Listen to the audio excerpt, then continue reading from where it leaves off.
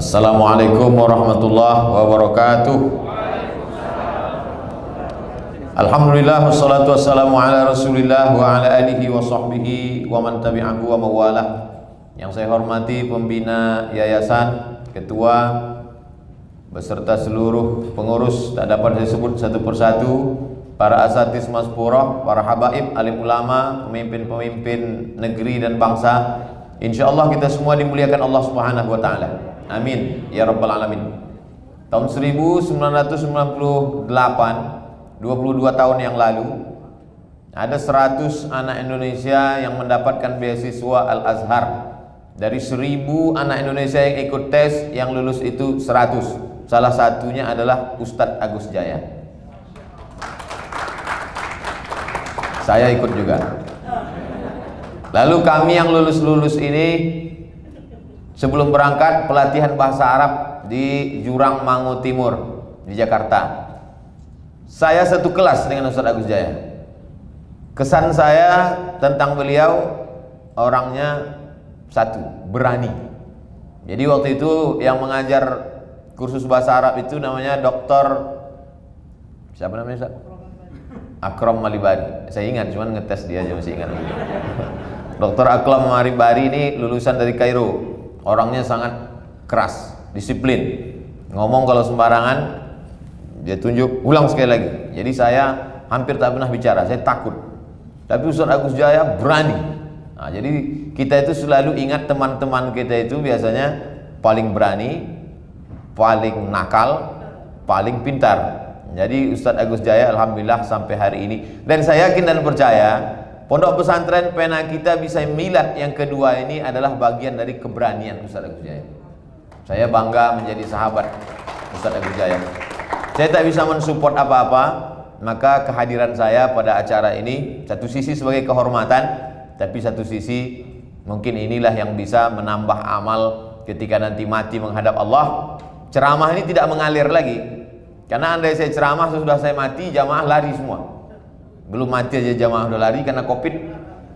Tapi ada yang tetap mengalir, yaitu anak-anak yang menghafal Al-Quran. Karena Pondok Pesantren Pena Kita ini punya 3 ciri khas yang tidak dimiliki yang lain. Yang pertama, pada tahfiz Qur'annya. Nah, ini tahfiz Qur'an ini modal utama, karena ternyata otak manusia ini akan terstruktur dengan baik karena terbiasa mengulang hafalan satu hari 2 juz. Orang yang menghafal Quran itu kalau tidak dia ulang 2 juz, maka satu pekan itu 14 juz dia lupa. Oleh sebab itu Imam Malik bin Anas, imam mazhab Maliki, membolehkan perempuan yang sedang haid hafal Quran boleh mengulang hafalannya an zahri qalbin, dalam hati. Begitu kata Syekh Wahbah Zuhaili dalam kitab Al-Fiqhul Islami wa Adillatu. Sampai-sampai perempuan yang hafal Quran yang mestinya tak boleh megang Quran, tak boleh bawa Quran, tak boleh baca Quran, tak boleh tawaf, tak boleh iktikaf, tak boleh sholat, tak boleh puasa, 7 larangannya, tapi tetap mengulang hafalannya. Oleh sebab itu maka anak-anak umat Islam yang masuk ke pesantren Pena Kita, maka dia hafal Quran, maka 1 hari 2 juz, 1 bulan 2 kali khatam, 1 tahun 24 kali khatam. Maka anak-anak yang sudah mendaftar dan sudah ada contohnya yang hafal, juara internasional, maka insya Allah ke depan lahirlah para penghafal-penghafal, tidak hanya hafal tapi juga bisa bahasa Arab. Kenapa? Karena yang kedua adalah mereka diberikan pendidikan turas. Turas artinya klasik. Klasik yang dimaksud di sini adalah istilah yang biasa kita sebut dengan kitab kuning. Walaupun sebetulnya kitab itu sekarang putih sudah. Nah, dulu disebut kitab kuning karena dicetak dari kertas dari ubi. Nah, di Surabaya ada percetakannya kuning warnanya. Makanya beberapa kiai yang tradisional ketika sampai di Mesir, dia lihat, wah ini udah nggak kitab kuning lagi, sudah putih karena dicetak oleh Darul Kutub Al-Ilmiyah Beirut atau dicetak oleh Darus Syuruk. Jadi sebetulnya yang dimaksud dengan kitab kuning itu adalah referensi klasik, kitab-kitab yang umurnya. Jadi kalau ada orang hari ini tidak kenal dengan Imam Syafi'i, tidak tahu dia di mana rumah Imam Syafi'i, tapi dia bisa kenal Imam Syafi'i dari kitab Al-Um yang ditulis oleh murid-murid Imam Syafi'i. Di antaranya Imam Al-Buwaiti, Imam Al-Muzani. Kemudian Imam Syafi'i memanggil muridnya bernama Rabi'. Ta'al ya Rabi'. Rabi' sini sebentar.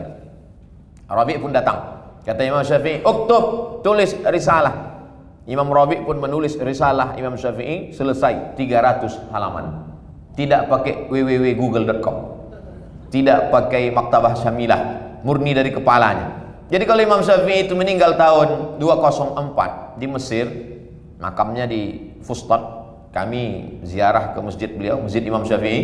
Jadi kalau Imam Syafi'i meninggal 204, kitab-kitab Imam Syafi'i itu sekarang umurnya 1442 nanti malam. Berarti kitab Imam Syafi'i itu umurnya 1200 tahun yang lalu. Sedangkan kitab-kitab bahasa Melayu, manuskrip saja kita banyak tak paham. Saya ketika dulu masih menjadi dosen, saya tanya anak-anak di kelas, kalian orang apa? Orang Melayu Pak Ustaz. Melayu mana? Melayu Riau. Asal bahasa Indonesia Melayu? Ya. Apa arti cindai? Semua tengok-tengok, tak ada yang tahu. Lagunya hafal? Hafal. Cindailah mana? Cindai kain. Karena bahasa itu tidak dipakai lagi. Tak ada orang kita menyebut cindai dalam seharian. Dia hanya lagu saja. Banyak kosakata itu tidak terpakai. Hebatnya bahasa Arab. Bahasa Arab sampai hari ini, ada dosen bahasa Inggris kami dulu berkata, andai Churchill masih hidup dari Inggris, hidup dia sekarang, guru bahasa Inggris belum tentu bisa bicara dengan dia. Karena perbedaan bahasa. Orang-orang yang sama-sama Melayu, dari mulai atas, Melayu Langkat, Melayu Delhi, Melayu Serdang, Melayu Asahan, Melayu Siak, Melayu Jambi, Melayu Palembang, kalau ketemu walaupun sama-sama orang Melayu, ada juga beberapa kosakata yang tidak dia pahami. Beda dengan bahasa Arab.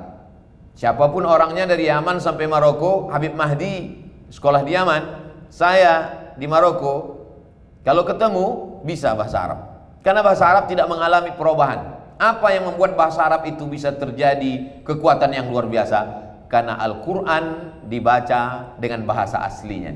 Hari ini orang tetap membaca Al-Quran, membaca tafsirnya, membaca terjemahnya, tapi Al-Quran bahasa asli yang didengar oleh Nabi dari Jibril, didengar oleh sahabat dari Nabi, didengar tabi'in dari sahabat, didengar tabi'in dari tabi'in sampai ke guru kita. Apa yang dibaca Nabi waktu sholat sama dengan Quran yang kita baca hari ini, dan itulah yang dihafal oleh anak-anak kita menjadi para penghafal Quran, dan mereka memahami yang kedua, kitab kuning. Banyak orang hafal Quran, banyak yang paham kitab kuning, tapi tak bisa menyampaikannya dalam bentuk tulisan. Banyak sekali itu. Hebat hafal Quran, luar biasa baca kitabnya, tapi untuk membuatnya dalam bentuk tulisan tak bisa.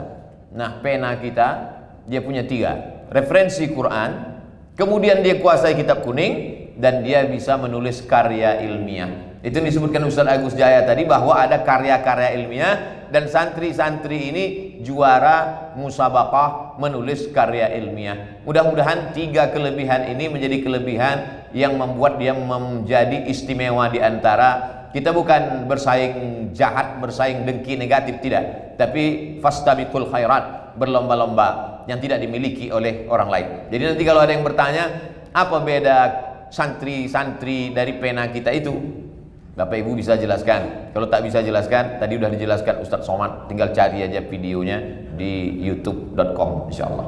Bapak Ibu yang dimuliakan Allah Subhanahu wa taala, saya dengan segenap segala kesibukan tidak sempat seperti yang dilakukan oleh Ustadz Agus Jaya, tapi saya ingin mendapatkan pahalanya, sehingga nanti ketika pena kita semuanya masuk surga insyaallah, amin. Dari mulai ketua yayasan, pembina, maka saya ikut juga masuk karena sudah punya jaket. Yang belum punya, dapatkan segera ke toko berikut ini. Bapak Ibu yang dimuliakan Allah Subhanahu wa taala. Oleh sebab itu maka ini pondok, saya tanya tadi Ustadz Agus Jaya, ini pondok punya siapa? Kata Ustadz Agus Jaya, ini bukan punya yayasan, ini bukan punya ketua, tapi ini adalah punya umat. Jadi tanahnya tanah umat, diwakafkan. Pengelola wakafnya nazir yayasan. Jadi ini semua dikelola oleh nazir yang dipercayakan. Wakaf artinya berhenti. Yang selama ini tanah itu menghasilkan kelapa sawit, menghasilkan karet, tapi setelah dia diwakafkan, hasilnya tidak lagi diambil, tapi tanah wakaf ini menjadi 3. La yurasu, tak boleh diwariskan ke anak cucu. Wala yuhabu, tak boleh dihibahkan ke orang lain. Wala yuba'u, tak boleh dijual. Milik yayasan. Yayasan apa namanya Ustaz? Yayasan Islam Pena Kita. Lalu kemudian bangunan-bangunan di atasnya, itu yang disebut dengan wakaf tunai sekarang. Jadi wakaf itu bedanya dengan sodakoh. Kalau dia bendanya habis, itu infak. Contohnya infak air itu habis diminum, tak bisa lagi. Yang paling bagus adalah wakaf yang tidak habis, tanah wakaf. Oleh sebab itu maka ada sekarang disebut dengan istilah wakaf tunai. Yang dimaksud dengan wakaf tunai, yang kita berikan itu uang, tapi kemudian uang itu akan dibelikan ke barang yang tidak habis. Misalnya kita mengumpulkan uang, lalu uang itu dibelikan ke batu bata, dibelikan ke kerikil, dibelikan ke pasir, dibelikan ke kosen, dibelikan ke kubah, dibelikan ke kursi. Dia tidak habis, dipakai. Kecuali hancur binasa, pahalanya tetap mengalir. Oleh sebab itu Islam ini sudah ada kotak-kotaknya, tidak bisa kita alihkan, tidak bisa kita alih fungsikan. Yang pertama, wakaf bendanya tak habis. Karena kesulitan orang sekarang tidak punya tanah, maka dibuatlah wakaf tunai. Wakaf tunai itu dalam bentuk duit, tapi nanti duitnya akan dibelikan ke benda yang tidak habis. Dibelikan ke tanah untuk perluasan, dibelikan untuk kelas, gedung dan lain sebagainya. Saya tidak bisa memberikan apa-apa ke yayasan ini, hanya saja untuk memberikan tanah, saya tak punya tanah di Palembang. Untuk memberikan ruko, saya tak punya ruko di Sumatera Selatan. Saya hanya bisa kasih 100 sak semen untuk Ustaz Agus Jaya. Ustaz Ali, berapa satu sak semen di Palembang? 55.000 kali 100 sak 5.500.000. Banyak juga ternyata. Nanti saya transfer. Jadi mudah-mudahan 100 sak semen itu dibangunkan ke kelas, menghafal Quran mereka di sana, mengalir ke makam saya, mengalir ke kubur saya. Ceramah ini akan habis. Tausiah ini paling kuat 5 tahun lagi. Habis itu suara pun hilang, datang jantung koroner, datang buah pinggang, datang stroke, datang mati. Yang mengalir yaitu yang 100 sak semen itu. Dan nanti ketika menghadap Allah Subhanahu wa taala, kullu mri'in tahta zilli shadaqatihi. Setiap orang akan bernaung di bawah wakafnya itu. Panas terik, tak ada tempat bernaung. Idza sama'un fatarat, langit terbelah, wa idzal kawakibun tasarat, planet bertabrakan, wa idzal biharu fujirat, lautan diledakkan, naik air sungai Musi ini ke darat, wa idzal quburu bu'athirat, semua yang dikubur akan bangkit. Tak ada tempat bernaung. Tapi ada orang yang dapat naungan, tenang dia di padang mahsyar, tak ada kepanasan sama sekali. Siapa dia? Itulah yang mengasih 100 sak semen tadi. Adapun yang 2.000 perak ya koran lah. Koran. Kalau ada yang 500.000 itu tenda biru. Kemudian kalau ada yang 1 juta semen. Tapi sak berapa sak semen dapat dan pun tak dapat, mungkin seng lah. Seng ini pun kalau angin kencang hilang juga aja. Nah, saya bukan mau memuji-muji diri saya, enggak. Cuman sedang menghibur karena udah habis 5.500.000 tadi. Saudara yang dimuliakan Allah Subhanahu wa taala. Saya yakin dan percaya ada orang yang tak seperti saya, dia tak mau nyebut, dia tak mau ria, dia diam saja. Diam aja, diam-diam dia transfer. Ustaz Somad jangan macam itulah. Tengok tuh bapak anu, ibu anu, diam aja transfer. Berapa ditransfernya? 15.000. $15.000 kali 15.000. Wah, Bapak Ibu. Tapi salahnya ini belum lagi ada. Bapak Ibu yang dimuliakan Allah Subhanahu wa taala, dawu mardakum bisadaqah, kata Nabi. Obati orang yang sakit di antara kamu dengan sedekah. Jadi orang-orang tua dulu selalu mengatakan tolak bala. Banyak-banyak sedekah, tolak bala, kata dia. Mau puasa, tolak bala. Mau pindah rumah baru, tolak bala. Artinya apa? Karena memang itu bukan hanya ucapan di mulut orang-orang tua saja, itu hadis Nabi. Kata Nabi SAW, shadaqatu sirri tadfa'u mitatas su'. Sedekah itu menolak mati jelek, mati su'ul khatimah. Kita selalu berdoa, Allahumma khtim lana bi husnil khatimah wa la takhtim alaina bi su'il khatimah. Oleh sebab itu wakaf ini amat sangat kita galakkan. Bagi Bapak Ibu yang sudah mewakafkan tanah, alhamdulillah. Yang belum bisa mewakafkan tanah, mewakafkan mushaf, mewakafkan Al-Quran, beli agak 10, 100, serahkan ke pondok pesantren Penang kita. Bisa juga dalam bentuk wakaf tunai, dituliskan di amplopnya itu, ini wakaf tunai untuk membeli ini ya, yang cukup untuk batu bata. Tak cukup batu bata, agak kecil sedikit, batu kerikil. Kerikil juga tak cukup, pasir juga tak cukup, bawalah itu sampai mati. Karena kalau diperturutkan nafsu dunia ini tak pernah cukup Bapak Ibu. Kalau kana li ibni Adam wadiyan min zahab, seandainya manusia ini punya lembah dari emas, tak cukup. Latamanna yakuna lahu wadiyan akhar, dia pasti akan minta satu lembah lagi, satu lembah lagi. Walan tamla fahu illa turab, sampai mulutnya disumbat tanah. Sesudah disumbat tanah barulah kata dia cukup, cukup, cukup. Tapi waktu itu tak ada guna lagi. Orang-orang mati itu sangat ingin hidup macam kita. Orang-orang yang sudah mati meninggal dunia itu kalau ditanya, "Hai mayat, maukah kau hidup?" Mayat itu menjawab, "Laula akhartani ila ajalin qarib." Ya Allah, berilah aku masa supaya bisa hidup lagi walaupun qarib, sejenak, sekejap, sebentar. Lalu kata Allah, kalau aku kasih kau hidup, kau mau buat apa? Orang mati itu menjawab, fa as-saddaqa, aku mau bersedekah. Tak ada orang mati itu menjawab, kasih aku hidup, aku mau salat tahajud. Tak ada. Kasih aku hidup, aku mau haji. Tak ada. Kasih aku hidup, fa as-saddaqa, aku mau bersedekah. Ahli tafsir membalas, mereka bahas ini, kenapa orang mati itu mau bersedekah? Kenapa dia mau bersedekah? Ternyata amal-amal lain dapatnya setelah kiamat. Kalau ada orang haji mabrur, itu dapatnya setelah kiamat. Tapi sedekah, begitu masuk liang lahat, langsung dapat. Makanya dia ingin bersedekah. Karena kata Nabi, idza matal insan, hadis riwayat Muslim, kalau mati manusia inqata'a, putus.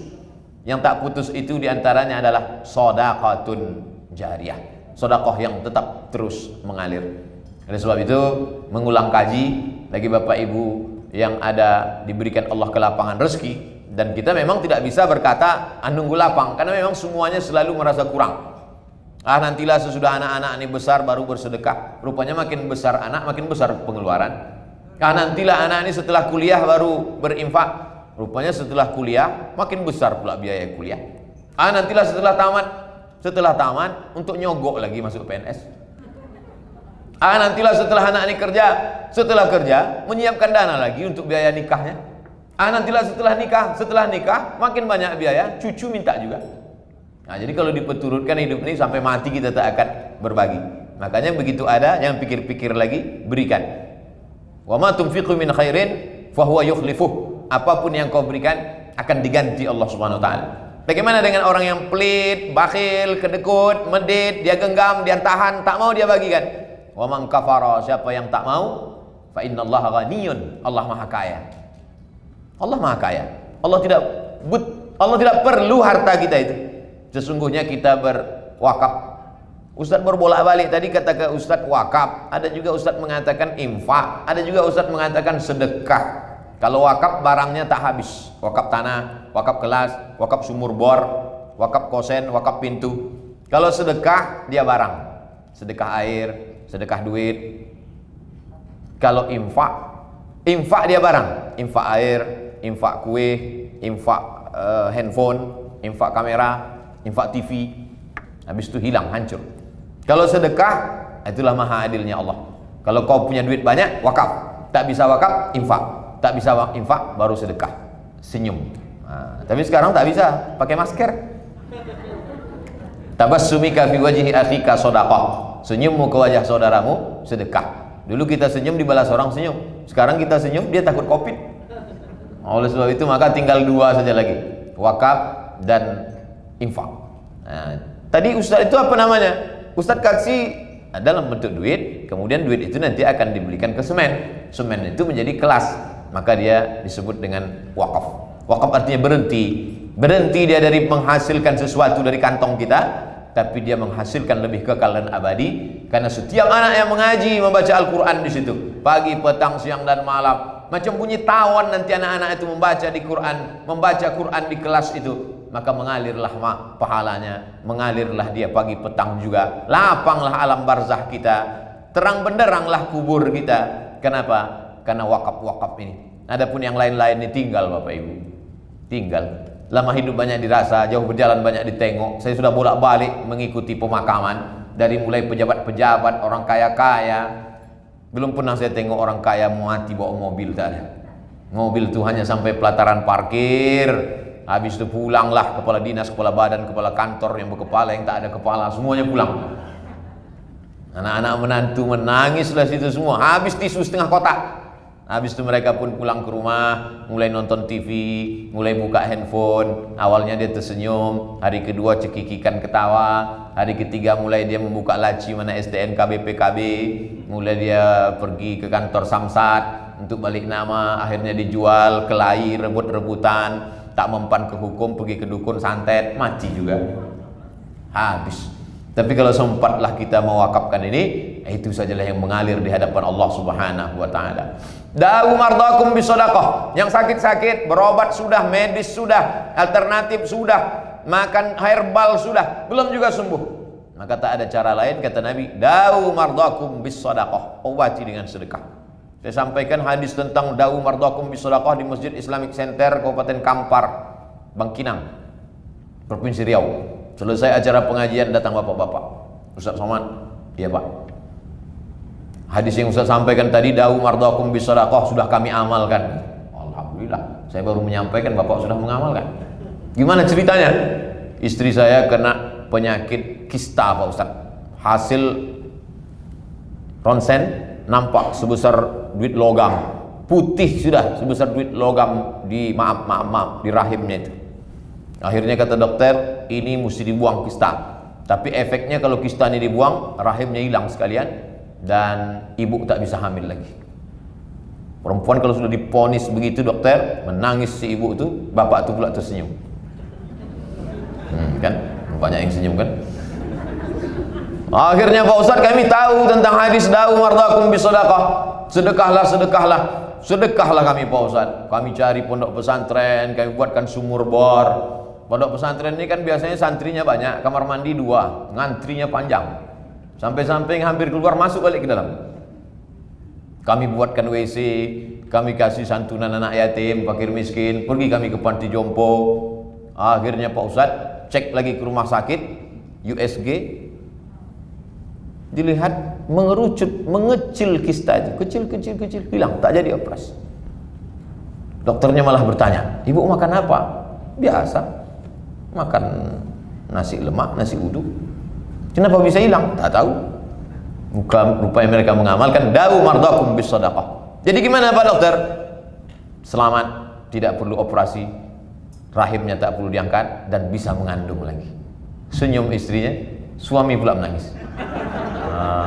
Oleh sebab itu, ini saya sampaikan supaya ceramah di kemana-mana, supaya ada kalau ibu-ibu, bapak-bapak. Saya khawatir informasi ini disimpan oleh bapak ini.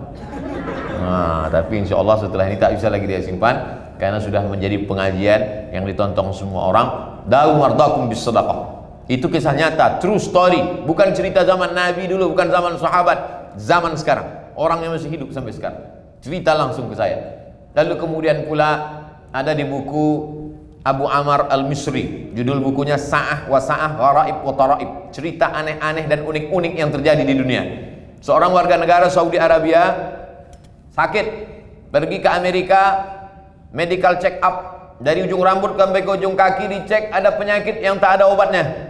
Kata dokter, pulang saja ke rumah, makan enak, tidur enak. Nanti mana tahu Bapak Ibu medical check up ke rumah sakit, kalau ada dokter ngasih tahu tidur enak, makan enak, itu artinya malaikat maut udah dekat.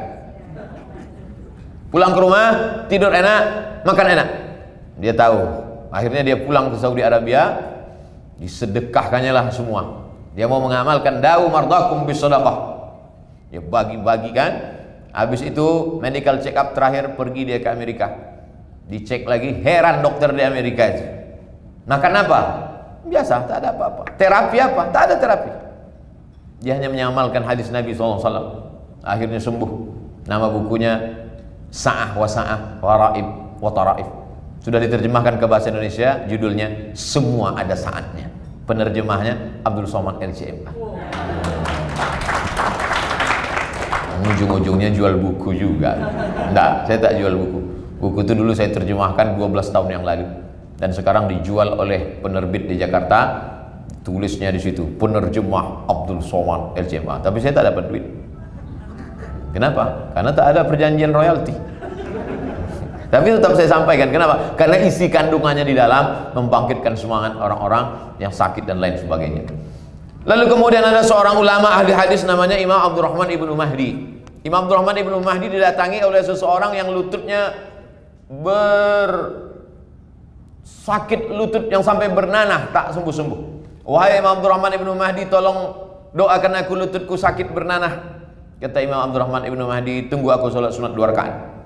Minta ilham kepada Allah. Sholat sunat 2 rakaat, terlintas di pikiran dia, dawu mardakum bis sadaqah, obatilah orang yang sakit dengan bersedekah. Akhirnya disuruhnya, kau cari kampung yang tak ada sumur, buatkan sumur di sana. Apa hubungan sumur dengan lutut bernanah ini? Yang tanya-tanya, buat aja sumur di sana. Akhirnya dibuatkannya sumur.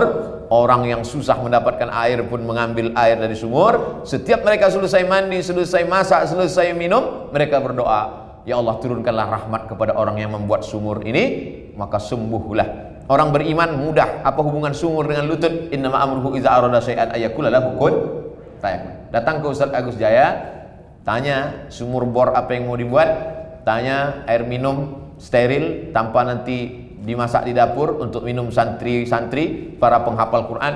Setiap mereka minum, mengalir di tenggorokan mereka, mengalir pula ke alam barzakh bapak ibu ayah kita. Jadi kalau kita anak-anaknya bersedekah, itu langsung automatically sampai ke orang tuanya. Berdasarkan hadis Sa'ad, datang Sa'ad bertanya kepada Nabi, ya Rasulullah, ummi matat, makku sudah mati, apa atasaddaqu anha? Kalau aku bersedekah, pahalanya sampai apa tidak ke emakku? Kata Nabi, tasaddaq, bersedekahlah engkau, pahalanya sampai. Ayu sadaqatu afdal, sedekah apa yang paling afdal? Kata Nabi, saqyul ma, memberi air minum. Oleh sebab itu memberi air minum, itu untuk santri-santri amat sangat baik. Tapi bukan berarti karena saya suruh membuat sumur bor, lalu yang bersedekah sembako jadi berhenti. Bukan itu maksudnya. Yang sembako terus, yang ada program pembagian sembako. Jadi kita sesuai dengan level masing-masing. Yang sanggup kasih wakaf, paling tinggi wakaf. Tak sanggup wakaf, wakaf tunai. Duit nanti dirubah jadi wakaf. Di bawah wakaf tunai, infak. Tak juga sanggup infak, sedekah. Senyum-senyum aja. Likulli sulama minkum sedekah. Setiap tulang-tulang kamu ini mesti ada sedekahnya. Setiap tulang-tulang kita ini mesti ada sedekahnya. Mengangkatkan barang orang, sedekah. Bersalaman dengan orang, sedekah. Sekarang mau salaman tak bisa, takut kena Covid. Mau senyum tak bisa, kena pakai masker. Paling susah ceramah setelah Covid inilah. Tak tahu kita orang telah senyum, tak marah, tak tahu kita. Matanya aja berkedip-kedip. Saudaraku yang dimuliakan Allah Subhanahu wa taala, oleh sebab itu ini kesempatan. Banyak orang yang risau dengan berdirinya pondok-pondok pesantren ini. Kalau udah berdiri pondok pesantren, ujung-ujungnya pasti nanti penggalangan dana, stres dia. Tapi bagi orang yang mengerti tentang investasi akhirat, justru mendengar pondok pesantren terbangun, di situ bangkit adrenalinnya. Dia semakin semangat mencari nafkah, semakin semangat bisnis.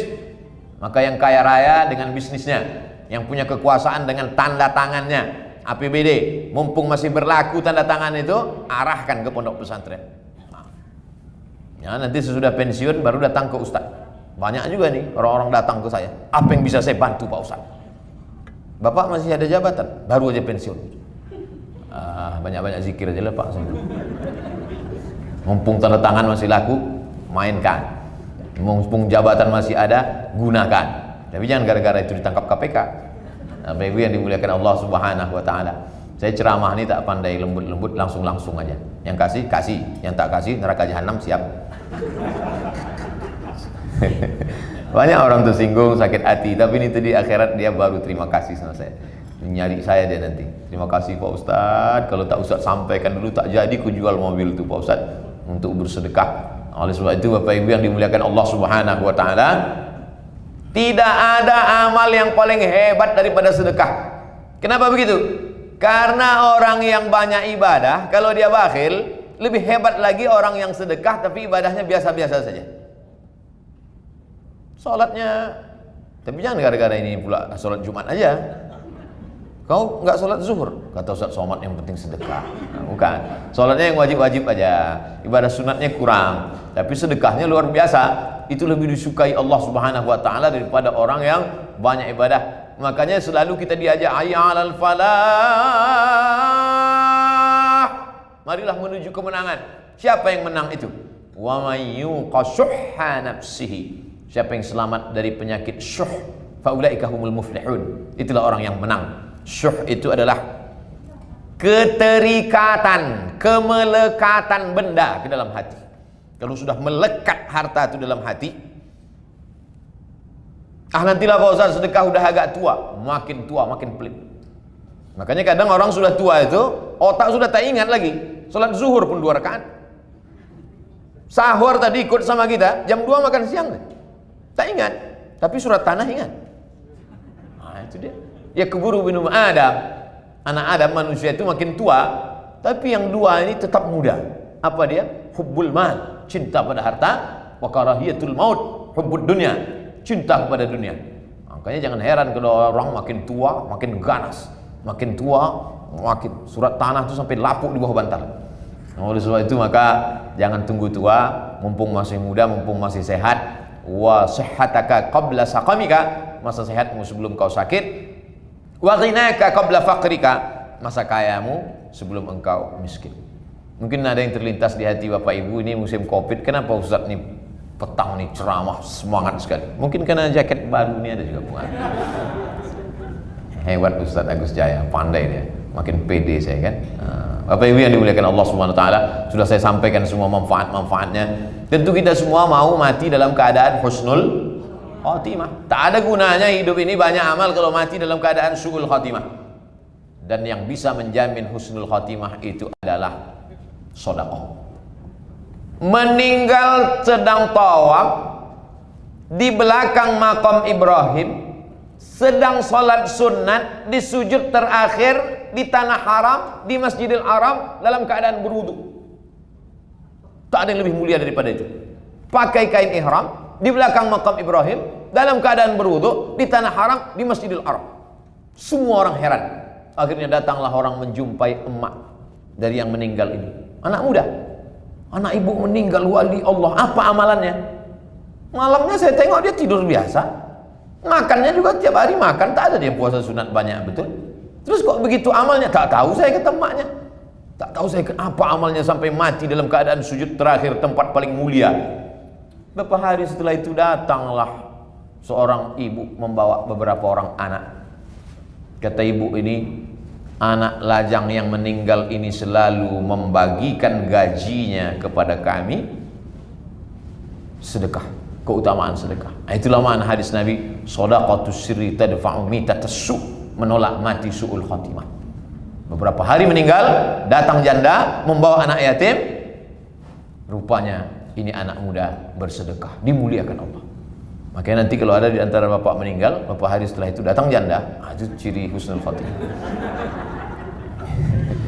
Datang ibu bertanya, ini siapa? Inilah istri yang selama ini nikah siri. Insya Allah tidak begitu, tapi karena membagi. Oleh sebab itu maka datang ke pondok pesantren, datang ke pena kita. Makhluk pertama yang diciptakan Allah pena. Nun wal qalami wa ma yasturun. Qalam. Begitu kata Syekh Yusuf Al-Qardawi dalam kitab Fatawa Mu'asirah, fatwa kontemporer.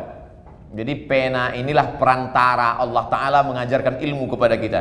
Iqra bismi rabbikal ladzi khalaq, khalaqal insana min 'alaqin, iqra wa rabbukal akram alladzi 'allama bil qalam. Allah mengajarkan kita ilmu itu dengan qalam. Qalam itu pena, bukan tempat ikan gurami.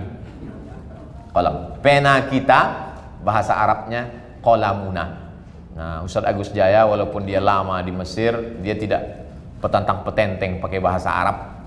Dia cukup pakai bahasa Indonesia, pena kita.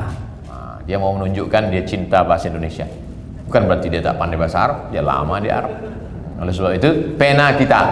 Kenapa dikatakan pena kita? Karena anak-anak alumni ini pandai menulis hasil karya ilmiah. Itu poin yang ketiga. Mudah-mudahan pondok pesantren ini menjadi benteng pertahanan akidah anak-anak umat Islam di Sumatera Selatan.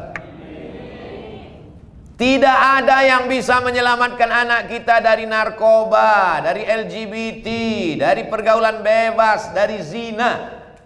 Benteng terakhir pondok pesantren. Saya datang kemari menurut jadwal 4 bulan sekali.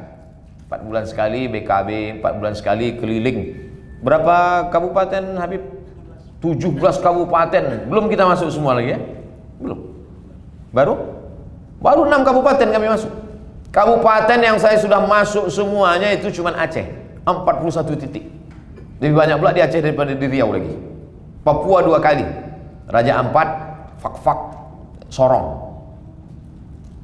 Sini baru 6 kabupaten. Beberapa tahun lagi. Siapa yang bisa membentengi akidah anak-anak muda kita? Masfurah, ustaz-ustaz masfurah terbatas.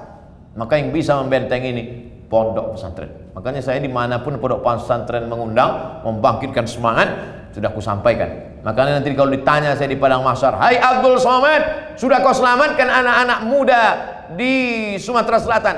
Sudah ku ajak untuk masuk pesantren, ya Allah. Mau mereka masuk? Kata mereka istikharah dulu ya Allah.